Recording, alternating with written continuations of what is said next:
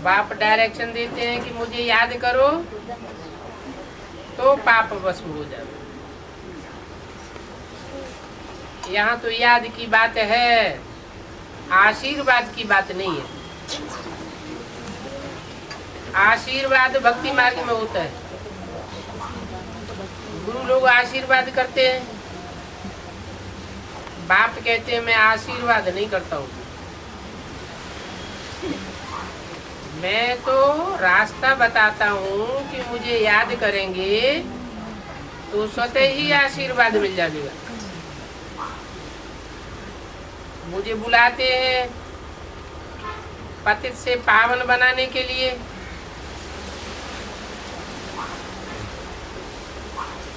इसके लिए राजाई देता हूँ तो मुझे याद भी करो। टीचर कोई आशीर्वाद थोड़ा ही करेंगे कि तुम पास हो जाओ।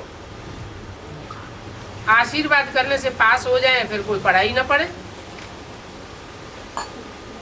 कृपा आशीर्वाद ये अक्षर भक्ति मार्ग के हैं। बाप कहते हैं मुझे तो बुलाते ही हैं पति से पावन बनाने के लिए।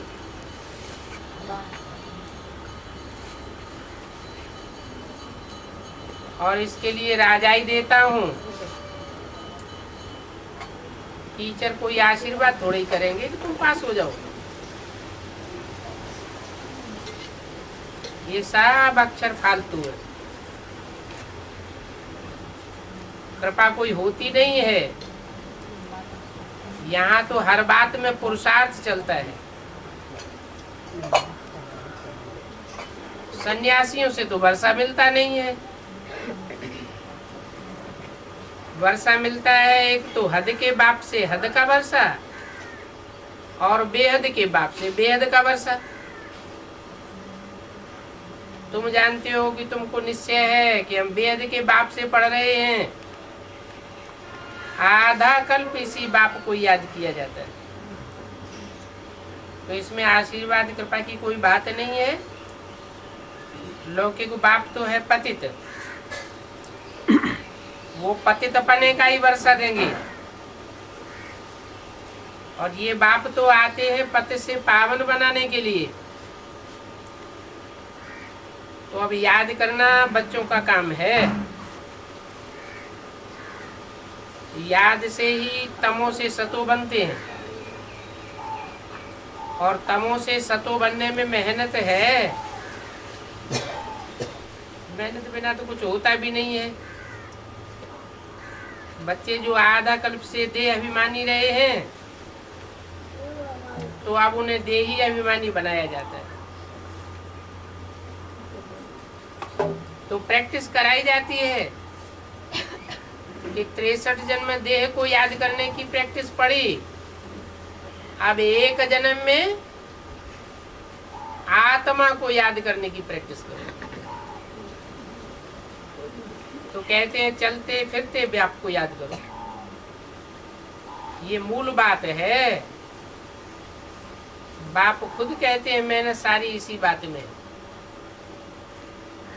इस बात में, याद में। ज्ञान भी सिर्फ ज्यादा काम नहीं आता है। ज्ञान याद ही मुख्य है। हाँ, योग है तो ज्ञान भी चाहिए, दोनों चाहिए। हेल्थ भी मिलती है, वेल्थ भी मिलती है। यहाँ ज्ञान रतन धारण करेंगे तो वहां जन्म जन्मांतर धनवान बनेंगे। ये सूक्ष्म ज्ञान रतन ही वहां के स्थूल रतन बन जाएंगे। और यहाँ जितना याद में रहेंगे वहां हेल्दी बनेंगे। जन्म जन्मांतर के हेल्दी बन जाएंगे। ज्ञान तो बहुत सहज है। सारी मेहनत और कठिनाई याद में है। इसलिए पुरुषार्थ हर एक को इसी बात का करना है, स्मृति रखनी है। बाबा समझाते हैं कि याद नहीं कर सकते हैं तो माया बुद्धि का योग उड़ाई देती है। माया के तूफान अनेक प्रकार के आते हैं और याद में सब कच्चे हैं। कहते भी हैं कि आकर के पावन बनाओ, ये तो नहीं कहते हैं कि आकर के ज्ञान सुनाओ, ज्ञान सुना के चले जाओ फिर हम पावन बनते रहेंगे। पावन भी बने और फिर ज्ञान भी हो, दोनों ही बातें हो तो बहुत अच्छा है। एक बात में भी अगर ढीले होंगे तो पद जरूर कम हो जाएगा।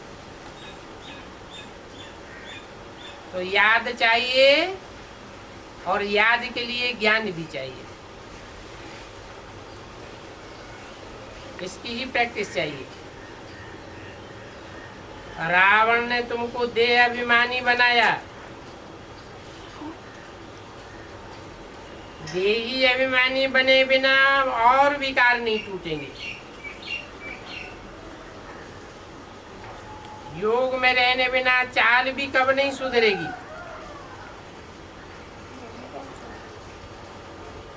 याद से ही पावन बनेंगे। बुलाते भी हैं पतित पावन को, सन्यासियों को थोड़ा ही कहते हैं कि पति से पावन बनाने के लिए आओ। बाबा सर्विस करने वालों की सराहना बहुत करते हैं। गुप्ता ने बहुत अच्छी सर्विस की है, बाबा के दिल पर चढ़े हैं और सर्विस करने वाले ही तो दिल पर चढ़ेंगे। इसकी बात हुई गुप्ता की। कहाँ का गुप्ता? बनारस है। एक तो गुप्ता हद के बनारस का और एक है बेहद का बनारस, जहाँ बना बनाया रस मिलता है ज्ञान का। तो गुप्ता भी बेहद का और बनारस भी बेहद का। तो बोला गुप्ता ने बहुत अच्छी सर्विस की है। जो अच्छी सर्विस करने वाले होते हैं उनकी सराहना की जाती है। दिल पर चढ़े हुए हैं और सर्विस करते रहेंगे तो दिल पर चढ़े रहेंगे। याद की यात्रा जरूर चाहिए, उससे ही सतो प्रधान बनेंगे। जितनी सजा जास्ती खावेंगे तो पद कम हो जाएगा। क्यों? सजा जास्ती क्यों खावेंगे? क्योंकि याद की मेहनत नहीं करते हैं, पाप कर्म भस्म नहीं होते हैं, पाप रह जाते हैं तो सजाएं खानी पड़ती हैं। और जितनी जितनी सजाएं खानी पड़ेंगी उतना पद भी नीचा हो जाएगा।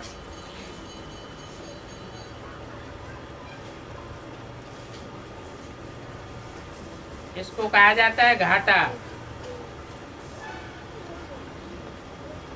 ये भी व्यापार है, घाटे में नहीं जाना चाहिए। बाबा तो बच्चों की उन्नति के लिए किस्म किस्म की बातें सुनाते रहते। अब जो बच्चे चाहे करें, न चाहे तो न करें। करेंगे तो पावेंगे, नहीं करेंगे तो नहीं पावेंगे। है तो अभी दुनिया में शैतानी राज्य। शैतानी राज्य में यथा राजा तथा प्रजा। और तुमको तो परिस्तानी बनना है, तो परिस्तानी बनने के लिए गुण भी वैसे ही धारण करने पड़े। अच्छा बच्चों को गुड नाइट। आज का प्रातः क्लास है 21 मार्च 1967 का। रिकॉर्ड चला है। ये कौन आज आया सवेरे सवेरे? जरूर रात को दिन बनाने के लिए बाप को आना पड़े। कौन सी रात? अज्ञान की रात। ब्रह्मा की रात गाई हुई है, तो जो ब्रह्मा की रात है उसको दिन बनाने वाला कौन?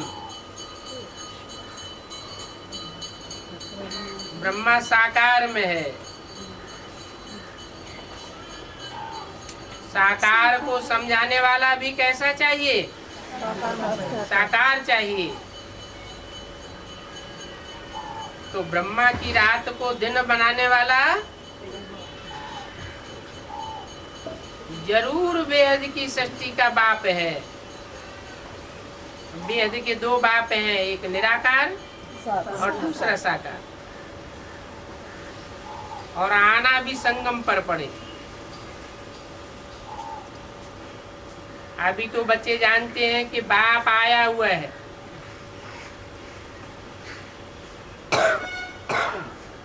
आना पड़े, आ गया है कि आना पड़े? आना पड़े।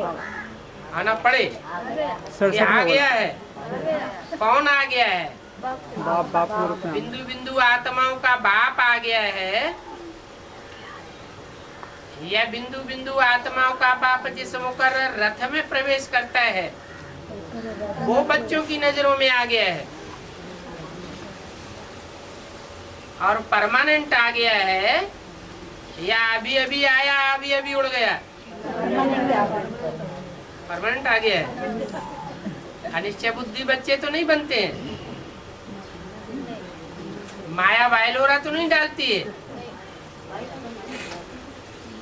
हिलाती नहीं है, घुमाती तो नहीं है। पहले हम शूद्र वर्ण के थे, शूद्र बुद्धि थे। वर्णों वाला चित्र यहाँ पर नहीं है। बच्चे सुनते हैं कि ये चित्र मधुबन में होना चाहिए। समझाने के लिए वर्णों का चित्र बहुत अच्छा है। जानते हैं कि हम इन वर्णों में कैसे चक्कर लगाते हैं।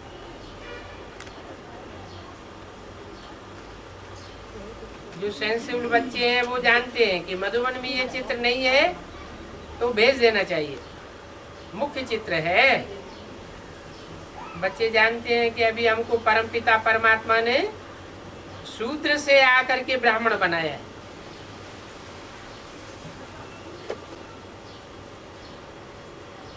आकर के क्या बनाया? ब्राह्मण बनाया है। देवता अभी तक देवता नहीं बनाया है। कल्प कल्प कल्प के संगम युग में हम ब्राह्मण बनते हैं। 3 कल्प लगाए। क्यों? सती की शूटिंग का कल्प, त्रेतायुगी शूटिंग का कल्प और द्वापर युगी शूटिंग का कल्प। हर युग की शूटिंग में 4 अवस्थाएं माना 1 कल्प। तो 3 कल्प में 3 बार जैसे हम शूद्र से ब्राह्मण बनते हैं। हर युग के आदि में ब्राह्मण और हर युग की शूटिंग के अंत में शूद्र। अभी 3 कल्प पूरे हो चुके। कहते हैं ब्रह्मा ने सृष्टि रची और बिगाड़ी, फिर रची फिर बिगाड़ी, फिर रची फिर बिगाड़ी। तो कहाँ की बात हुई? संगम युग में जो 4 युगों की शूटिंग होती है, उन 4 युगों की शूटिंग में 3 बार सृष्टि रची और 3 बार बिगाड़ी।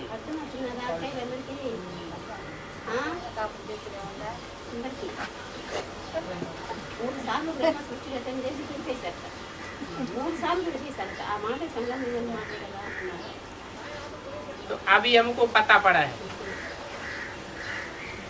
कि बाप ने हमको आकर के शूद्र से ब्राह्मण बनाया। ब्राह्मणों को पुरुषोत्तम नहीं कहेंगे। क्या पुरुषोत्तम माने जो भी पुरुष हैं। पुरी माना शरीर, शरीर रूपी पुरी। सा माना सेते, जो शरीर रूपी पुरी में सोती है, आराम करती है आत्मा। कोई बेआरामी नहीं, निश्चिंत रहती है। निश्चिंत माना निश्चय बुद्धि, उसको कहते हैं पुरुषोत्तम। क्षीर सागर में पुरुषोत्तम नारायण को बड़े आराम से सांपों की सैया पर पड़े हुए दिखाया गया। कोई चिंता नहीं। तो अभी हम ब्राह्मण बने हैं या पुरुषोत्तम बने हैं?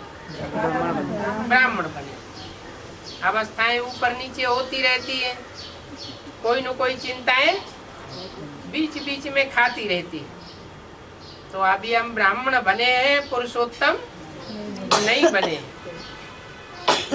पुरुषोत्तम तो देवताओं को कहेंगे। ब्राह्मण यहाँ पुरुषार्थ करते हैं पुरुषोत्तम बनने का। पति से पावन बनने के लिए बाप को बुलाते रहते हैं। क्या अवस्थाएं ऊपर नीचे होती है, खुद अपने को एक रस नहीं बना पाते हैं, अवस्था ऊंची नहीं चढ़ पाती है, तो क्या करते हैं बच्चे? क्या करते हैं? बाप को बुलाते रहते हैं। तो अपने से पूछना चाहिए कि हम पुरुषोत्तम कहाँ तक बने हैं? जो पुरुषोत्तम बने होंगे वो बाप को बुलावेंगे क्या? पुरुषोत्तम माना देवता। देवताएं बाप को नहीं बुलाते। जो पुरुषोत्तम नहीं बने हैं, पक्के ब्राह्मण नहीं बने हैं, संपूर्ण ब्राह्मण सो संपूर्ण देवता। अधूरे ब्राह्मण हैं तो बुलाते रहते हैं। तो अपन से पूछो, क्या पूछो? हम कहाँ तक पुरुषोत्तम बने हैं? स्टूडेंट्स जो होते हैं वो पढ़ाई के लिए विचार सागर मंथन करते हैं ना, समझते हैं कि इस पढ़ाई से हम ये बनेंगे। तुम बच्चों की बुद्धि में है कि अभी हम ब्राह्मण बन रहे हैं देवता बनने के लिए। ये अमूल्य जीवन है, क्योंकि तुम इसे ही जीवन में ईश्वरीय संतान बनते हो।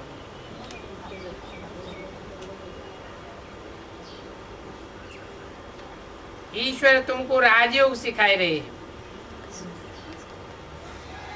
पतित से पावन बनाए रहे हैं।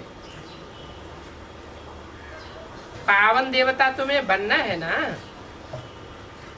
तुम बच्चे जानते हो कि कल्प कल्प हम ब्राह्मण बनकर फिर देवता बनते हैं। तो वर्णों पर भी अच्छी रीति समझाना चाहिए। सन्यासी आदि इन बातों पर नहीं ठहरेंगे।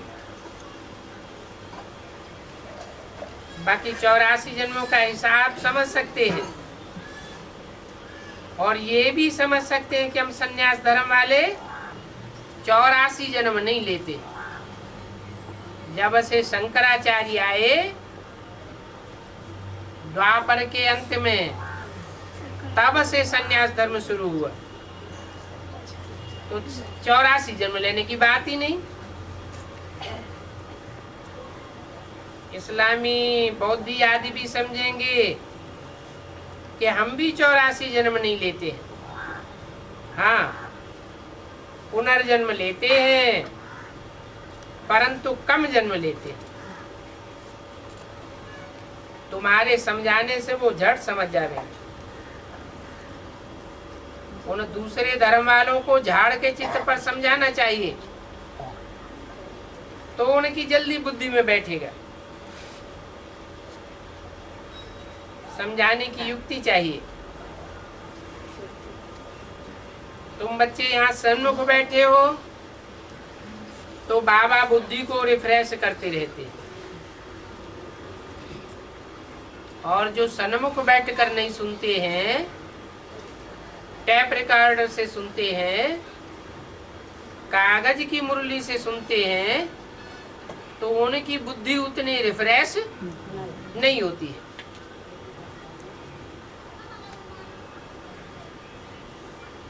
तुम्हारी तरह और बच्चे भी आते हैं यहाँ रिफ्रेश होने के लिए। तुमको तो रोज बाप रिफ्रेश करते हैं।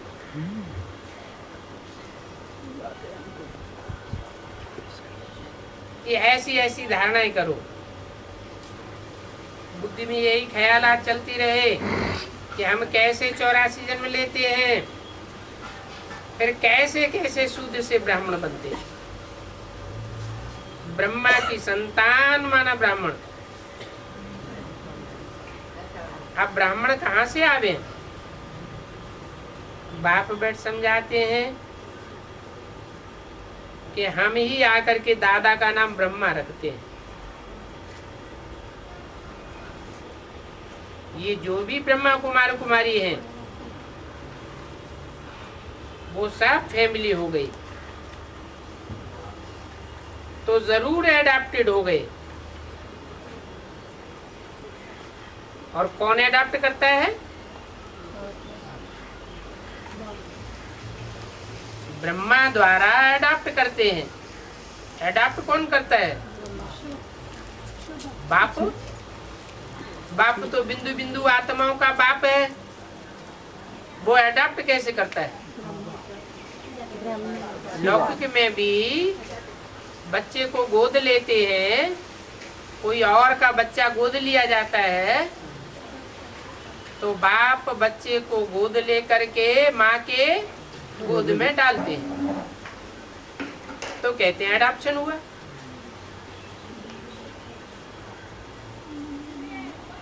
यहाँ तो बाप आते हैं परम धाम से, वो तो ज्योति बिंदु है, तो बच्चों को कैसे अडॉप्ट करते हैं?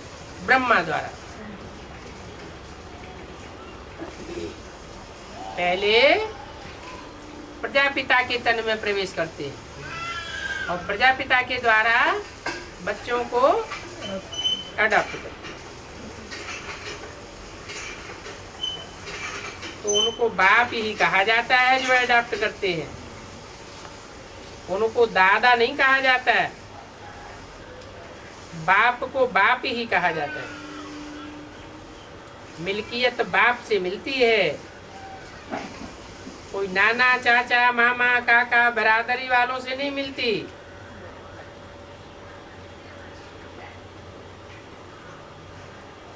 कोई तो चाचा मामा काका बरादरी वाले भी अडॉप्ट करते हैं।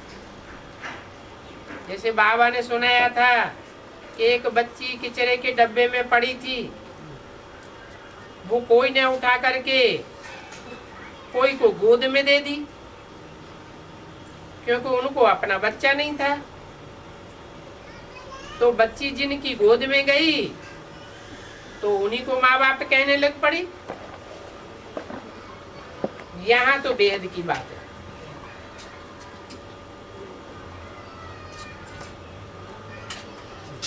क्या बेहद की बात हुई? तुम बच्चे भी इस कचड़ पट्टी की दुनिया में पड़े हुए हो। तो कोई ने कचड़ पट्टी की दुनिया से उठाकर गोद में दे दिया, तो मीडिया बनाना,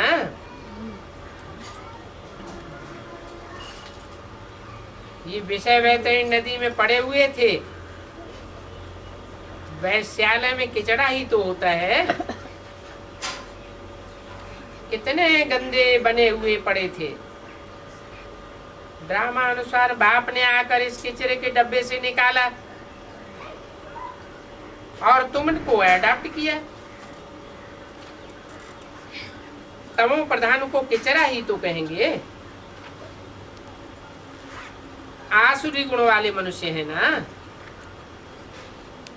देह अभिमान, काम, क्रोध, ये कितने बड़े विकार हैं। तो तुम रावण के बड़े रिफ्यूज से निकल करके बुलबुल देवता बनने के लिए आए हो। इस समय सारी दुनिया रिफ्यूजी है। बड़े किचड़े के डब्बे में पड़ी हुई है। बाप आकर के तुम बच्चों को किचड़े से निकाल करके अपना बनाते हैं, परंतु कोई कोई किचड़े में रहने के लिए ऐसे हिरे हुए हैं कि उनको निकालो फिर भी उनको कचरा ही अच्छा लगता है। जैसे नाली का कीड़ा होता है, नाली में से निकाल करके साफ सुथरी जगह में धूप में रख दो तो क्या होगा? खेल खलास हो जाएगा, तिल मिला के मर जाएगा और नाली की तरफ ही रेंग जाएगा।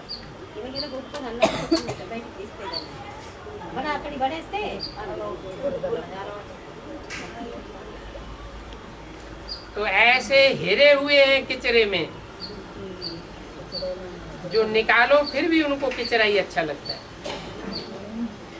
बाप तो आकर बेहद के किचरे से निकालते हैं, बुलाते भी हैं कि हे बाबा आकर के हमको गुलगुल बनाओ।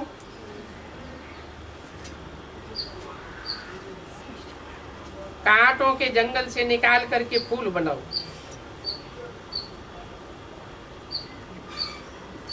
हे खुदा हमको बगीचे में बिठाओ। अभी तो हम आसुरों के जंगल में पड़े हुए। बाप तुम बच्चों को ले जाते हैं। शूद्र से हम ब्राह्मण बने हैं, फिर देवता बनेंगे।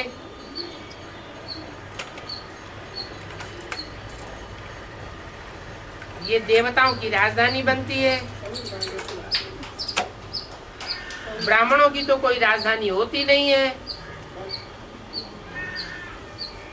बल तुम्हारा नाम पांडव है, परंतु पांडवों की कोई राजा ही नहीं होती है। अभी तुम पांडव राजाई प्राप्त करने के लिए बाप के साथ बैठे हो। ये बेहद की रात पूरी हो करके अब बेहद का दिन शुरू होता है।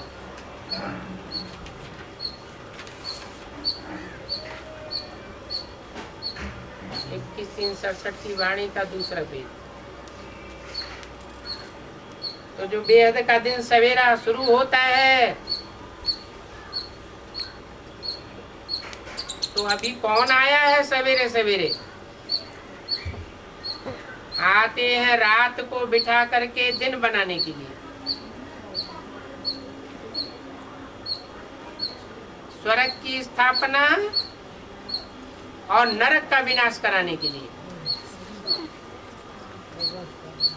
स्वर्ग रूपी सवेरा करते हैं और नरक रूपी रात को खलास कर देते हैं। ये बात भी बुद्धि में रहे तो भी खुशी रहे। बुद्धि में न बैठने के कारण फिर खुशी नहीं होती। खुशी नहीं रहती है तो बच्चे कब कब आसुरी स्वभाव दिखाते हैं। जिस यज्ञ से इतना ऊंच बनते हैं, उस यज्ञ की तो बहुत दिल से सेवा करनी चाहिए। हड्डियां भी इस यज्ञ में स्वाहा करनी चाहिए। अपने को देखना चाहिए कि हम जो चलन चलते हैं, अभी बच्चे बेसमझ तो नहीं है, समझ सकते हैं कि राजा कैसे बनते हैं और प्रजा कैसे बनती है। कैसे बनते हैं राजा? सेवा करते हैं तो राजा बनते हैं, सेवा नहीं करते हैं तो प्रजा बनते हैं। बाबा ने रथ भी अनुभवी लिया है, जो राजाओं आदि को भी अच्छी रीति जानते हैं, जो राजाओं के दास दासियां होती हैं, उनको भी सुख तो बहुत अच्छा मिलता है।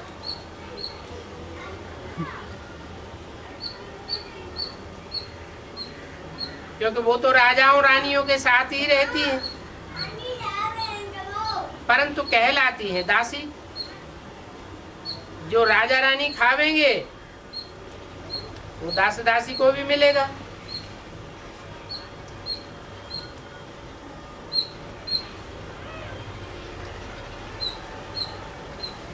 सुख तो होता है ना।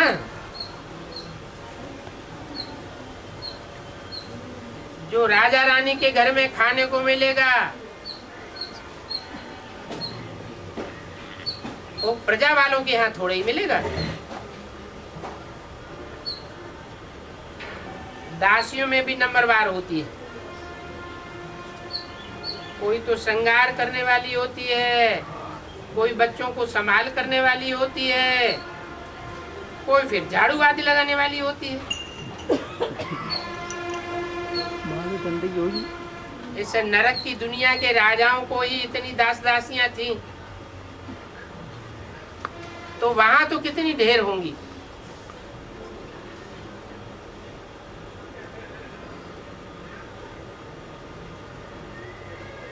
सब पर अलग अलग अपनी अपनी चार्जेस होती है।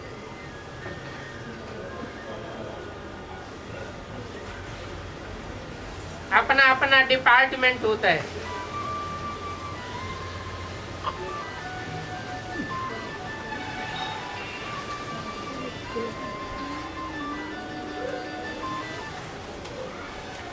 रहने का डिपार्टमेंट सबका अलग अलग होता है।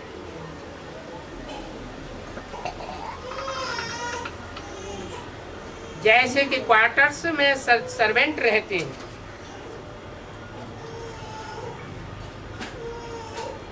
कोई भी आवेंगे तो पहले सर्वेंट को बताना पड़े।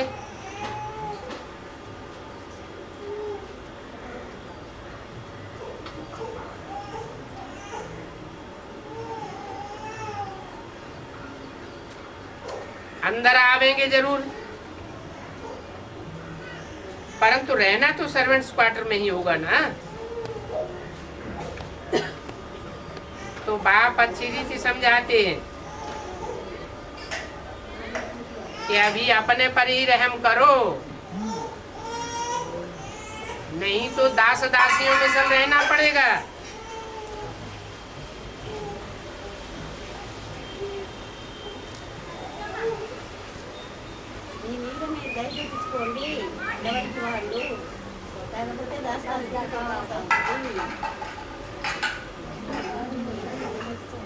हम अभी शूद्र से ब्राह्मण बने हैं, सो भी हो सौभाग्य, बाद में फिर देवता बनेंगे। ये संगम युग तो बहुत कल्याणकारी है, और तुम्हारी तो हर बात में कल्याण भरा हुआ है। कोई भंडारे में रह करके भी सेवा करे, भोजन बनावे तो बहुतों का कल्याण कर सकते हैं। श्रीनाथ द्वारे पर भोजन बनाते हैं, बिल्कुल ही शांति में रहकर भोजन बनावेंगे, श्रीनाथ की ही याद रहती है। भक्त अपनी भक्ति में बहुत मस्त रहते हैं। तुमको तो फिर ज्ञान में मस्त रहना चाहिए। कृष्ण की ऐसे भक्ति होती है जो कि बात मत पूछो।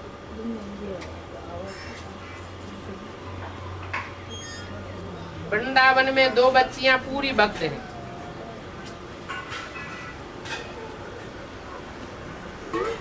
कहती हैं बस हम तो यहाँ ही रहेंगे कृष्ण की याद में। उनको बहुत कहते हैं अच्छा मकान में चल करके रहो, ज्ञान ले लो। बोलती हैं हम तो यहीं रहेंगी। तो उनको कहेंगे भक्त शिरोमणि। वो कृष्ण पर बलिहार जाती है। क्या बताया? भक्त शिरोमणि कौन हुए? जो कृष्ण में ही रहना चाहते हैं, कृष्ण के साथ ही रहना चाहते हैं। शूटिंग कहाँ होती है? ब्राह्मणों की संगम युग दुनिया में। बेसिक वालों को कहो कि भगवान बाप आया हुआ है। कृष्ण को गीता का भगवान नहीं कहा जाता। कृष्ण उर्फ दादा लेखराज, वो भगवान नहीं है। तो वो सुनेंगे भी नहीं। क्या करेंगे? वो अपनी ही भक्ति में मस्त रहेंगे। तो अभी तुमको बलिहार जाना है बाप के ऊपर। वो कृष्ण के ऊपर बलिहार जाती है और तुम बाप के ऊपर बलिहार जाते हो। कृष्ण से कोई वर्षा नहीं मिलता है और बाप से तो वर्षा मिलता है।